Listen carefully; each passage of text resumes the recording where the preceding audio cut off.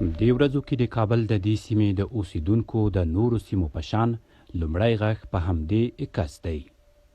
هغه د سیمې د جومات خدمت کوونکی دی او هر څو ساعته وروسته یې خلک دروازه ورټکوي، د مړي د مینځلو او لیږد وسایل ورنوړي.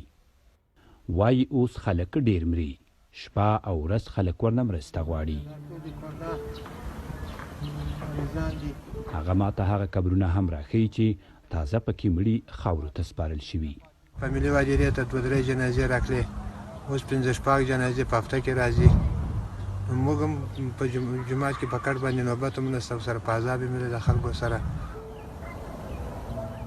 دې هدیره کې هرې خوا ته ډېر تازه قبرونه هم تر سترګو کېږي او خلک وایي له هر مړي سره ډېر خلک دلته راځي. په افغانستان کې په دې شپو ورځو کې چې ډېری کسان خپل ژوندونه له لاسه ورکوي، خپل خپلوان یې په اسانۍ سره نه مني چې د کرونا له امله به مړه شوي وي. له همدې امله خپل خپلوان او نور کسان د جنازې او نورو مراسمو کې هم په پراخه کچه ګډون کوي. دوی وایي په دغه هیواد کې شته رواجونو ته په کتو که چیرې په دغو مراسمو کې ګډون ونه کړي نو بیا ورسره په ښو او بدو کې څوک پالنه نه کوي.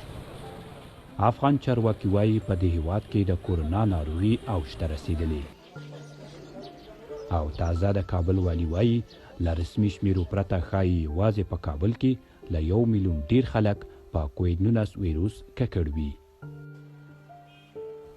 عام خلک وایي د مختلفو لاملونو له امله خلک دا خبره پټوي چې خپل خپلوان یې د کورونا له امله مري. زموږ په ټولنه کې داسې خلک شته دي چې دا مرض باندې ساقیده نه لري، هېڅ یې مني نه ده او وایي چې د خدای طرف له خوا نه ده. زه د خپلو اقاربو نه داسې کسان پیژنم چې په کور کې یو کس په کورونا مرض مبتلا شوی، د همدې مرض له امله حتی مړ شو، خو نوره کورنۍ دا نه مني، وایي دا د خدای پاک له طرفه دي. ځینې خلک چې د کورونا له امله یا وفات شوي دي یا وفات کېږي، دوی دا یوه د شرم خبره بولي او نورو خلکو ته هم نه وایي چې دا زموږ وفات شوی یا شهید شوی نفر چې دی دا د کورونا له لاسه وفات شوی دی.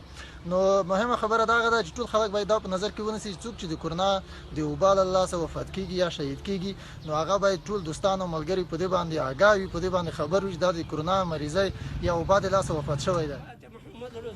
حشمت فناهي د افغانستان په سینما کې پیژندل شوی لوبغاړی و.